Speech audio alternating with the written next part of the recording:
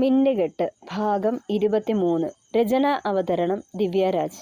അവൻ്റെ ചുടുനിശ്വാസം കാതിൽ പതിയവേ ചെറുതായൊന്ന് കുറുകിയവൾ.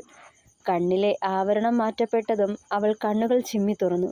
ചുറ്റും നല്ല ഇരുട്ട്, തെളിഞ്ഞ നീലാകാശവും പൂർണ്ണചന്ദ്രനും നക്ഷത്രങ്ങളും അവൾ നോക്കി. ചുറ്റും കണ്ണോടിച്ചതും കായലിൻ്റെ ഒത്ത നടുക്കായാണ് തങ്ങൾ നിൽക്കുന്നത്. ചുറ്റും കായലിൻ്റെ ഓളങ്ങളല്ല തെല്ലുന്ന ശബ്ദം മാത്രം. എന്തുകൊണ്ടോ നേരത്തെ താനത് ശ്രദ്ധിക്കാതെ പോയി. വീണ്ടും നോക്കി. ഒരു ഹൗസ് ബോട്ടിൻ്റെ മുകളറ്റത്തെ തുറസായ ഭാഗത്താണ് നിൽക്കുന്നതെന്ന് മനസ്സിലായി. ജീവിതത്തിൽ ഒരുപാട് പിറന്നാളുകൾ വന്നു പോയിട്ടുണ്ട്. പക്ഷേ ഇതുപോലൊരെണ്ണം ഇതാദ്യം. കൈകൾ വിരിച്ചു വെച്ച് കണ്ണടച്ചു നിന്നു തന്നെ തഴുകിയെത്തുന്ന കാറ്റിനെ സ്വയം ആവാഹിച്ചു. മനസ്സിൽ എന്തെന്നില്ലാത്ത സന്തോഷം. എന്നും തന്നെ സന്തോഷം കൊണ്ടും സ്നേഹം കൊണ്ടും പൊതിയുന്ന ജോച്ചായൻ്റെ മുഖം മാത്രം മനസ്സിൽ. ഇസഹാക്ക് പിന്നിൽ നിന്നവളെ മുറുകെ പുണർന്നു. Many more happy returns of the day milady. പതിയെ അവളുടെ കാതോരം പറയുന്നതിനൊപ്പം ഒരു കുഞ്ഞു ബോക്സ് അവളുടെ കൈക്കുള്ളിൽ വച്ചു കൊടുത്തു. കണ്ണുകൾ വിടർത്തിപ്പിടിച്ച് അവളത് തുറന്നതും സ്വർണ്ണ നിറത്തിലുള്ള കുഞ്ഞൊരു വയലിൻ, പുറമെ കല്ലുകൾ പതിപ്പിച്ചിരിക്കുന്നു. അതിനുള്ളിൽ കുഞ്ഞമ്മാളുവിനെയും ചേർത്ത് പിടിച്ച് നിൽക്കുന്ന ആ 6 വയസ്സുകാരൻ ഇസഹാക്ക്. ഒരിക്കലും പ്രതീക്ഷിക്കാത്ത സമ്മാനം, എന്നാൽ അങ്ങേയറ്റം വിലപ്പെട്ടതും. വലിയ സന്തോഷം തോന്നി അവൾക്ക്. കണ്ണുകൾ നിറഞ്ഞു. അന്നും ഇന്നും താൻ ഈ തണലിൽ തന്നെയാണ്. ഇനിയും അതങ്ങനെ മതിയെന്ന് മനസ്സുരുക്കി പ്രാർത്ഥിച്ചു. ഇച്ചായ, ഇത് വല്ലാത്ത സർപ്രൈസ് ആയിപ്പോയി. എന്ത് രസാ ഇങ്ങനെ നിൽക്കാൻ. ടൈറ്റാനിക്കിൽ ജാക്കും റോസും നിൽക്കുന്ന പോലുണ്ട്. ചിരിയോടെ പറഞ്ഞുകൊണ്ട് മുന്നിലെ ആ കാഴ്ചകളിലേക്ക് നോട്ടമയച്ചവൾ. ഇഷ്ടായോ പൊന്നെ? പതിയെ നേർത്ത സ്വരത്തിൽ ചോദിച്ചവൻ. ഒരുപാട്. മനസ്സ് നിറഞ്ഞതുപോലെ അവൻ്റെ മാറിൽ മുഖം ചേർത്തു. ഇസഹാക്കിൻ്റെ കരങ്ങൾ അവളുടെ നെറുകിൽ തലോടിക്കൊണ്ടിരുന്നു. അമ്മുവിന് എന്തുകൊണ്ടോ കണ്ണുകൾ നിറഞ്ഞു. എന്നതാ അമ്മു, കരയുവന്നോ നീ? തെല്ലൊരു പരിഭ്രമത്തോടെ തിരക്കിയവൻ. ഇച്ചായ, ഞാൻ ഈ സ്നേഹം അനുഭവിക്കാൻ മാത്രം എന്ത് യോഗ്യതയാ എനിക്കുള്ളതെന്ന് ഓർത്തു പോവുക. അന്നും ഇന്നും ഇച്ചായൻ എന്നെ ചേർത്ത് പിടിച്ചിട്ടേയുള്ളൂ. സ്നേഹം കൊണ്ട് പൊതിഞ്ഞു സംരക്ഷിക്കുന്നു. പക്ഷേ ഞാൻ എന്ത് തന്നാലാ എനിക്ക് ഈ തരുന്ന സ്നേഹത്തിന് പകരമാവുന്നേ? ഒന്നുമില്ലല്ലോ എൻ്റെ കയ്യിൽ. അവൻ്റെ നെഞ്ചിലേക്ക് വീണു വീണ്ടും കരയാൻ തുടങ്ങിയവൾ.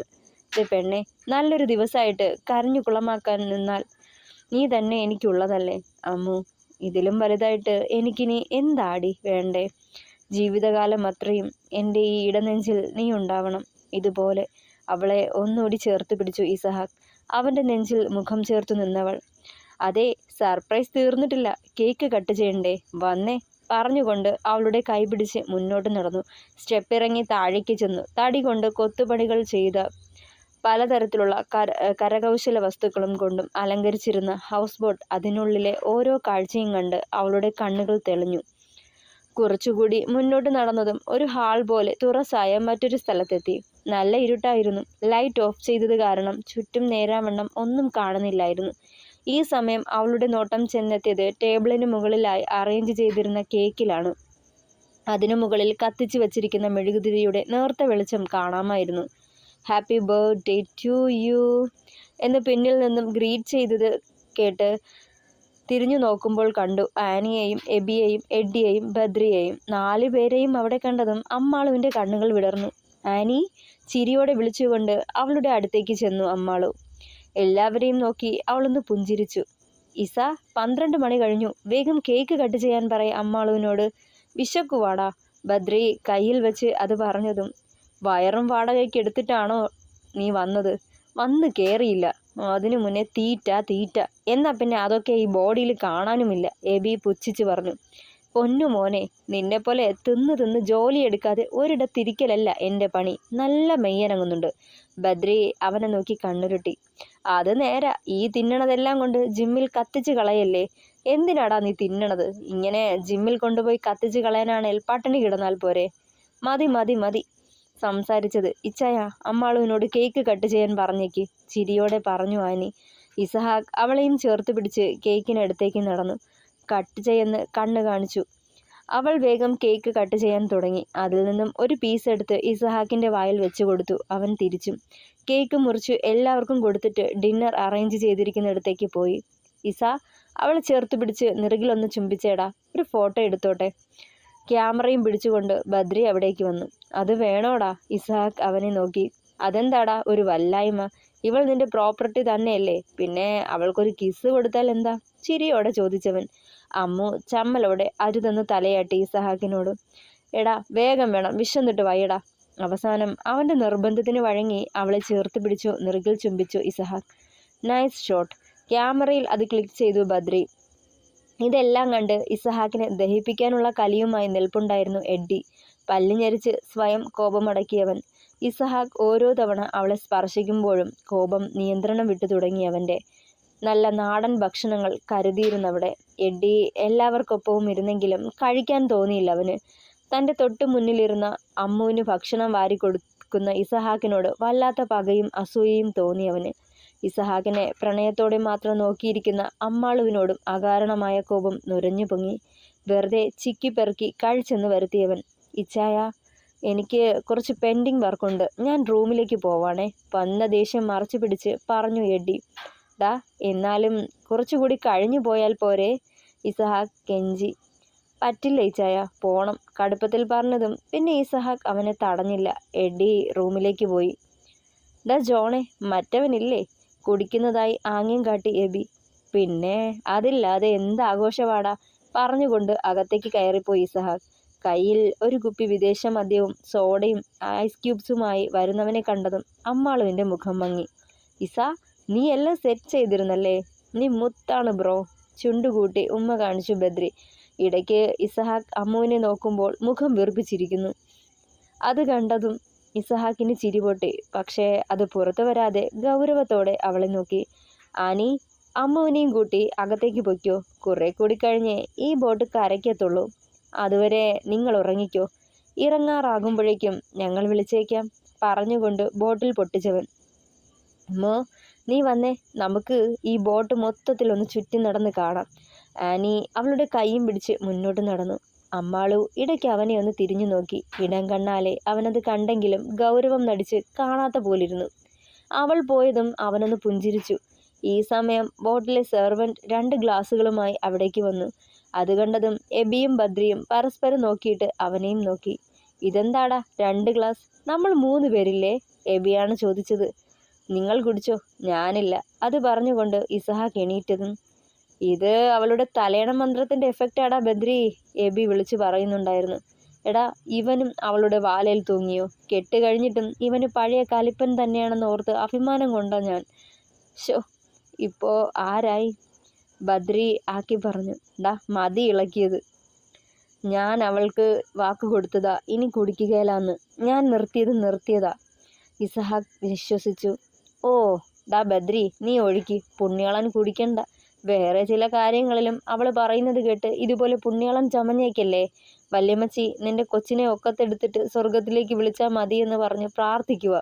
വെറുതെ ആ പാവത്തിനെ വിഷമിപ്പിക്കേണ്ട. എബി അത് പറഞ്ഞതും ബദ്രി ചിരിക്കാൻ തുടങ്ങി. ഡാ, അതിലൊക്കെ ഇവൻ സോ ഫാസ്റ്റ് ആയിരിക്കും അല്ലേ ഇസ? പറഞ്ഞുകൊണ്ട് മദ്യം ക്ലാസ്സിലേക്ക് പകർത്തിയവൻ. നിങ്ങൾ കുടിക്കോ, ഞാനിപ്പോൾ വരാം. മുന്നോട്ട് നടക്കാൻ തുടങ്ങിയതും ഇസ, ബദ്രി അവനെ പിന്നിൽ നിന്ന് വിളിച്ചു. എന്നാടാ? എടാ, അറ്റ് ലാസ്റ്റ് ആദിയെ ഞാൻ കണ്ടെത്തി. ആദിനാഥ്? നെറ്റി ചുളിച്ചുകൊണ്ട് ഇസഹാക്ക് ചോദിച്ചു. ആദിനാഥ് മാധവ് അമ്പാട്ട്. പറഞ്ഞു നിർത്തിക്കൊണ്ട് വീണ്ടും നോക്കി ഇസഹാക്കിനെ. ഇസഹാക്ക് ചെയറിലേക്കിരുന്നു. ആദിയെക്കുറിച്ച് ബദ്രി പറയുന്നതൊക്കെ ശ്രദ്ധയോടെ കേട്ടിരുന്നു. അമ്പരപ്പും സഹതാപവും ഭയവും ദേഷ്യവും ഭാവങ്ങൾ മാറി മാറി അവൻ്റെ മുഖത്ത് വന്നുകൊണ്ടേയിരുന്നു. ആനിയും അമ്മുവും ഹൗസ് ബോട്ട് മുഴുവൻ ചുറ്റിയടിച്ച് വന്നപ്പോഴേക്കും സമയം ഒരുപാട് കഴിഞ്ഞു. കൂടുതൽ സമയവും ഷെഫിനൊപ്പമാണ് 2 പേരും ചിലവഴിച്ചത്. പാർട്ടി രാത്രി ആയതുകൊണ്ട് അവർക്കും നൈറ്റ് ഷിഫ്റ്റ് ആയിരുന്നു. വിവിധ ഇനം കായൽ മത്സ്യങ്ങൾ കൊണ്ടുണ്ടാക്കിയ സ്പെഷ്യൽ ഡിഷസൊക്കെ ടേസ്റ്റ് ചെയ്ത് നോക്കലായിരുന്നു ആനിയുടെ പ്രധാന പണി. അമ്മു പിന്നെ അവളുടെ കൂടെ പോയെങ്കിലും മനസ്സ് മുഴുവൻ ഇസഹാക്കിനെ വിട്ടുകൊടുത്തിരുന്നു. ഇസഹാക്ക് കുടിച്ചു കാണുമോ എന്നോർത്ത് വല്ലാത്ത ദുഃഖമായിരുന്നു അവൾക്ക്. അതുകൊണ്ട് തന്നെ ആനിയോടൊപ്പം കൂടിയെങ്കിലും അവളുടെ മുഖത്ത് സന്തോഷമില്ലായിരുന്നു. റൂമിലേക്ക് വന്നതും ആനി കട്ടിലിലേക്ക് മാണ്ടു കിടന്നു. ഉടനെ തന്നെ ഉറങ്ങുകയും ചെയ്തു. അമ്മാള് ഹാളിലേക്ക് ചെന്ന് നോക്കുമ്പോൾ അവരവിടില്ല. കാലിയായ മദ്യക്കുപ്പികളും മറ്റും ജോലിക്കാർ പെറുക്കി മാറ്റി വൃത്തിയാക്കി കൊണ്ട് നിൽപ്പുണ്ടായിരുന്നു. ഇച്ചായനും കുടിച്ച് ഫിറ്റായി എവിടെയെങ്കിലും ചുരുണ്ടി കിടപ്പുണ്ടാവും. ആയിക്കോട്ടെ, എന്താന്ന് വെച്ചാൽ ആയിക്കോട്ടെ. കൂടെ ഭാര്യയും പെങ്ങളും ഉള്ളതാ എന്നൊരു ചിന്ത കൂടിയില്ല. ഓർത്തതും അവൾക്ക് പെട്ടെന്ന് കരച്ചിൽ വന്നു. നേരെ ആദ്യം അവർ പോയ ആ ഓപ്പൺ ഏരിയയിൽ പോയി നിന്നു. ആ ഉയരത്തിൽ നിന്ന് കായൽ കാറ്റേറ്റ് വെറുതെ നിൽക്കാൻ തോന്നി അവൾക്ക്. ഇരുട്ടായതുകൊണ്ട് ചുറ്റുമുള്ള ഒന്നും അധികം കാണാൻ കഴിയുന്നില്ല. പക്ഷേ നിലാവെട്ടം വന്ന് പതിക്കുന്ന കായൽ കാണാൻ വല്ലാത്ത ഭംഗി തോന്നി. വെറുതെ അങ്ങനെ നിന്നു ഏറെ നേരം. ഇസഹാക്കിന്റെ കൈകൾ ഇടുപ്പിൽ അമർന്നിട്ടും തിരിഞ്ഞു നോക്കിയില്ലവൾ. അവന്റെ ചുണ്ടുകൾ പിൻകഴുത്തിൽ പതിഞ്ഞതും റെയിലിങ്ങിൽ പിടിച്ചിരുന്ന പിടി ഒന്നുകൂടി മുറുക്കി. എന്നിട്ടും തിരിഞ്ഞു നോക്കിയില്ല. പരിഭവം മാത്രമായിരുന്നു അവളിൽ. അമ്മു, പതിയെ അവൻ കാതോരം വിളിച്ചു. തിരിഞ്ഞു നോക്കിയില്ലവൾ. എന്നോട് മിണ്ടില്ലേ? പിണക്കാണോ? പതിയെ ചോദിച്ചതും അമ്മു അവനെ മുഖം വീർപ്പിച്ചു നോക്കിക്കൊണ്ട് തിരിച്ചു നടക്കാൻ തുടങ്ങി.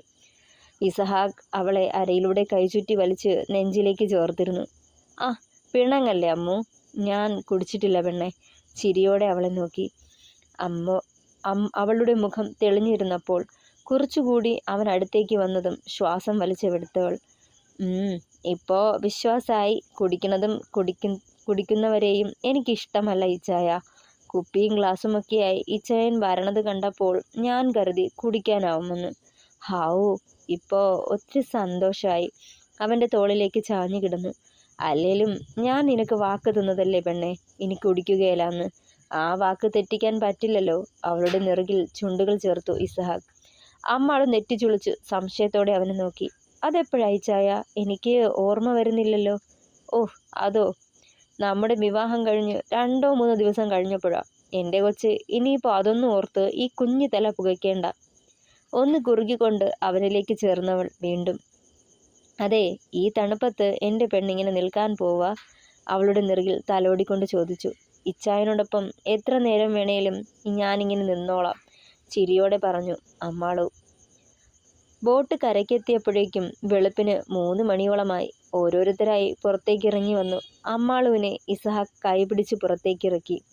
ആനി ഇറങ്ങാൻ നേരം എബി കൈനീട്ടിയതും അമ്പരപ്പോടെ അവനെ നോക്കിയവൾ. ഡീ, നീ വരണുണ്ടോ?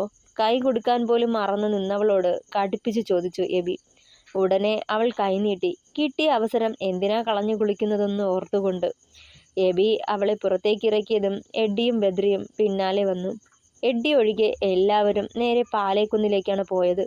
3 പേരും അവിടേക്ക് ചെല്ലുമ്പോൾ സമയം 4:30 മണിയോളമായിരുന്നു.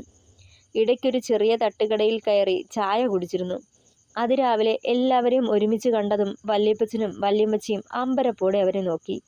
ജോണേ, നിങ്ങളിതെവിടെ പോയതാ? ആരോടും ഒന്നും പറയാണ്ടാണോടാ പോയത്? വല്യമ്മച്ചി അവനെ കൂർപ്പിച്ചു നോക്കി. ഇന്ന് അമ്മുവിൻ്റെ പിറന്നാളാ വല്യമ്മച്ചി. ഞങ്ങൾ ചെറിയൊരു സർപ്രൈസ് കൊടുത്തതാ. ജോൺ അത് പറയുമ്പോൾ 2 പേരും അമ്മുവിനെ നോക്കി. ആന്നോ? ആ, ഞങ്ങളോട് കൂടി പറയായിരുന്നില്ലേ പിള്ളേരെ? വല്യമ്മച്ചി കെറിവിച്ചു. സർപ്രൈസ് അല്ലേ വല്യമ്മച്ചി, അതാ ആരോടും പറയാത്തെ.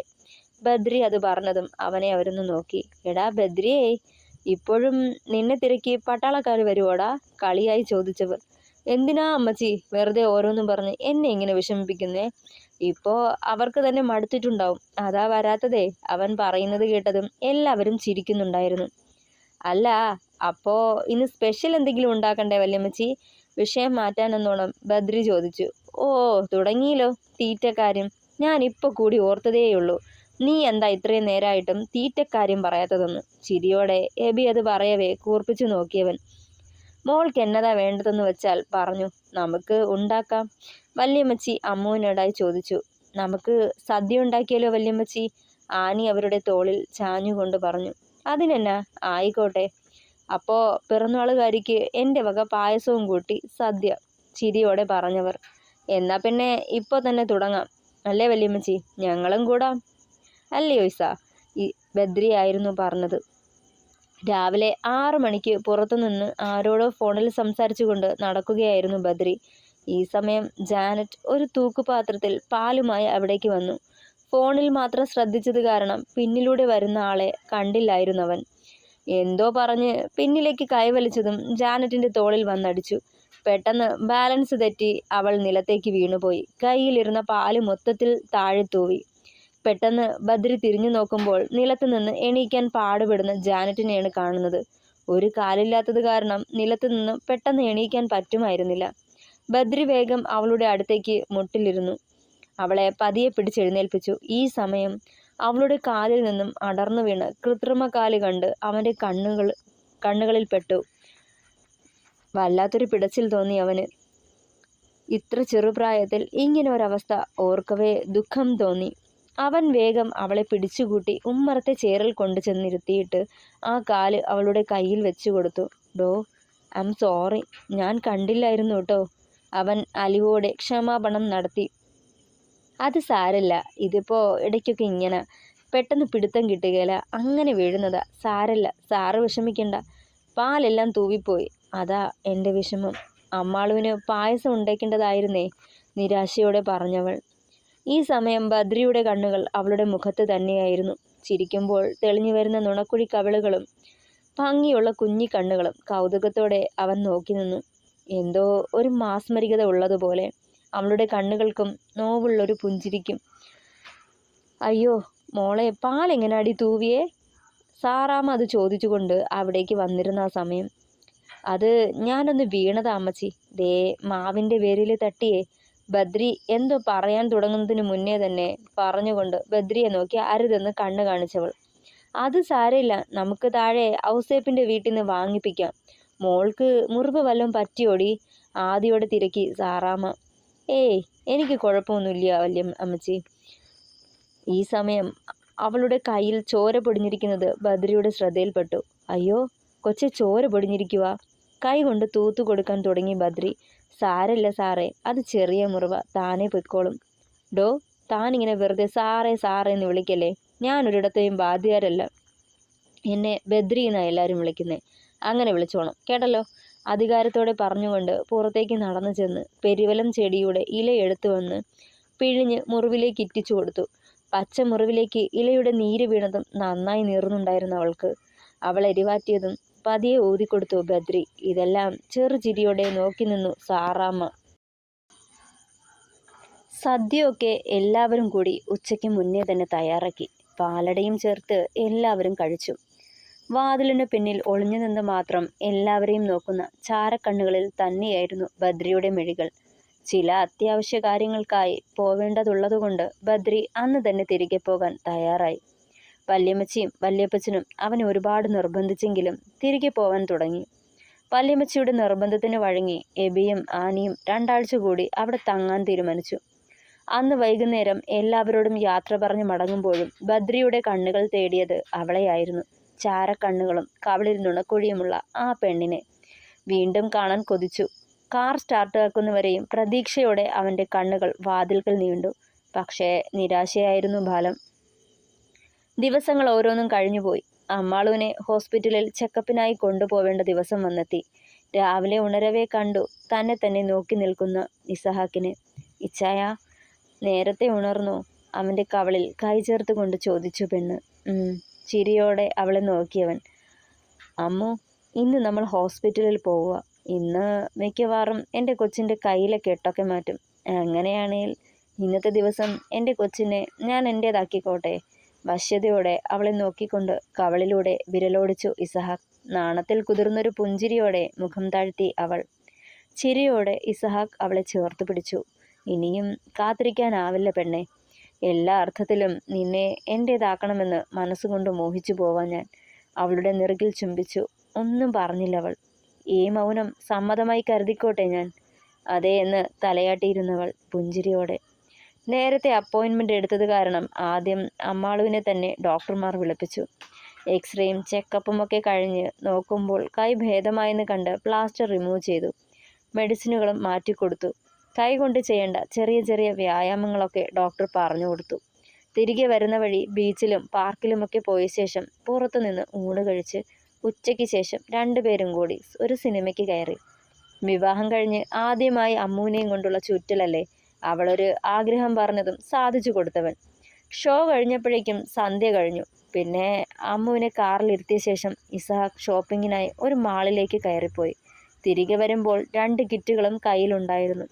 അവനത് ഡിക്കിയിൽ കൊണ്ടുപോയി വെച്ചത് കാരണം അതിനുള്ളിൽ എന്താണെന്ന് അവൾ കണ്ടില്ല. തിരികെ പോകുന്ന വഴി ഒരു ഹോട്ടലിൽ കയറി 2 ആളും ഡിന്നർ കഴിച്ചു മടങ്ങി. 2 പേരും ഒരുപാട് വൈകിയാണ് പാലേക്കുന്നിലെത്തിയത്. ചെന്നയുടനെ അമ്മു ഫ്രഷ് ആവാനായി ബാത്റൂമിലേക്ക് കയറി. ഇസഹാക്ക് ഉടുത്തു മാറാനുള്ളതുമെടുത്ത് കുളത്തിലേക്കും പോയി. കുളി കഴിഞ്ഞ് തിരികെ വരുമ്പോൾ ഇസഹാക്കും എത്തിയിരുന്നു. അവനെ കണ്ടതും പുഞ്ചിരിച്ചു അമ്മാളും. ഇസഹാക്ക് ചിരിയോടെ അവളുടെ അടുത്തേക്ക് ചെന്ന് അരയിലൂടെ കൈ ചേർത്ത് അവളെ തന്നിലേക്ക് ചേർത്ത് പിടിച്ചു. നെറുകിലും കവിളുകളിലും ചുംബിച്ചു. എത്രയോ നാളത്തെ കാത്തിരിപ്പാ പെണ്ണെ ഇന്ന് അവസാനിക്കാൻ പോകുന്നത്. കൊതിയോടെ കാത്തിരിക്കുമായിരുന്നു ഞാനിതുവരെ. എൻ്റെ പെണ്ണ് എൻ്റേത് മാത്രമാവുന്നതും കാത്ത്. കുറച്ചു നേരത്തേക്ക് എൻ്റെ കൊച്ചിനെ ഞാൻ ഇവിടെ നിന്നൊന്ന് മാറ്റാൻ പോവുക. പറഞ്ഞുകൊണ്ട് അവളെ തിരിച്ചു നിർത്തി മുന്നോട്ട് നടത്തി ബാൽക്കണിയിൽ കൊണ്ടുചെന്ന് നിർത്തി. ഇസഹാക്ക് പെട്ടെന്നകത്തേക്ക് കയറി വാതിൽ ലോക്ക് ചെയ്തു. അമ്മാള് ഞെട്ടിക്കൊണ്ട് തിരിഞ്ഞു നോക്കി. ഇച്ഛായ, എന്താ ഇത്? എനിക്ക് പേടിയാ ഇവിടെ ഇങ്ങനെ ഒറ്റയ്ക്ക്, വാതിലിൽ തട്ടിക്കൊണ്ട് വെപ്രാളത്തോടെ പറഞ്ഞവൾ. ഒരു 10 മിനിറ്റ് വെയിറ്റ് ചെയ്യണ്ട അമ്മു, ചിരിയോടെ പറയുന്നുണ്ടായിരുന്നു ഇസഹാക്ക്. ജനാലയിലൂടെ പാളി തുറന്ന് അവളുടെ ഫോൺ അവൾക്ക് നേരെ നീട്ടി. ഒരു കുഞ്ഞു സർപ്രൈസ്. നീ അതുവരെ ഗെയിം കളിക്കുകയോ പാട്ട് കേട്ടിരിക്കുകയോ ചെയ്തോ? ഫോൺ അവളെ ഏൽപ്പിച്ചു. അമ്മാളു ചുണ്ടു കൂർപ്പിച്ചുകൊണ്ട് അവനെ തന്നെ നോക്കി പരിഭവത്തോടെ. ചുണ്ടുകൂട്ടി ഒരു ഉമ്മ കാണിച്ച ശേഷം ഇസഹാക്ക് വാതിലടച്ചു. അമ്മു ഫോൺ എടുത്ത് ഓണാക്കുമ്പോൾ 10ഓളം മിസ്ഡ് കോൾസ് കണ്ടു. അവൾ വേഗം നമ്പർ ചെക്ക് ചെയ്തു. ഒരു അൺനോൺ നമ്പറിൽ നിന്നുമാണ് കോൾ ചെയ്തിരിക്കുന്നത്. ആ നമ്പറിലേക്ക് വിളിക്കാനായി തുടങ്ങിയതും അതേ നമ്പറിൽ നിന്നും വീണ്ടും കോൾ വന്നു. അവൾ വേഗം കോൾ അറ്റൻഡ് ചെയ്തു. ഹലോ ഹലോ അമ്മാളു, ഇത് ആരാണ്? മറുവശത്തു നിന്നും തൻ്റെ പേര് കേട്ടതും ചോദിച്ചവൾ. ഞാൻ എഡ്ഡിയാണ്. മറുവശത്ത് എഡ്ഡിയുടെ പേര് കേട്ടതും അമ്പരപ്പായിരുന്നു അവളിലും. ഹലോ എഡ്ഡിച്ചായ, എന്താ ഈ നേരത്ത്? ചെറിയൊരു അങ്കലാപ്പോടെ ചോദിച്ചവൾ. വല്യമ്മച്ചിക്കെങ്ങാനും വയ്യാണ്ടായോ എന്നുള്ള ഭയമായിരുന്നു അവളിൽ. അമ്മാളു, എനിക്ക് തന്നോട് സംസാരിക്കാനുണ്ട്. തുടരും. പ്രിയപ്പെട്ടവരെ, അഭിപ്രായങ്ങൾ പറയണേ. കഥ ഇഷ്ടമായാൽ ലൈക്ക് ചെയ്യുക, ഷെയർ ചെയ്യുക, സപ്പോർട്ട് ചെയ്യുക. അപ്പോൾ നാളെ കാണാം. Thank you.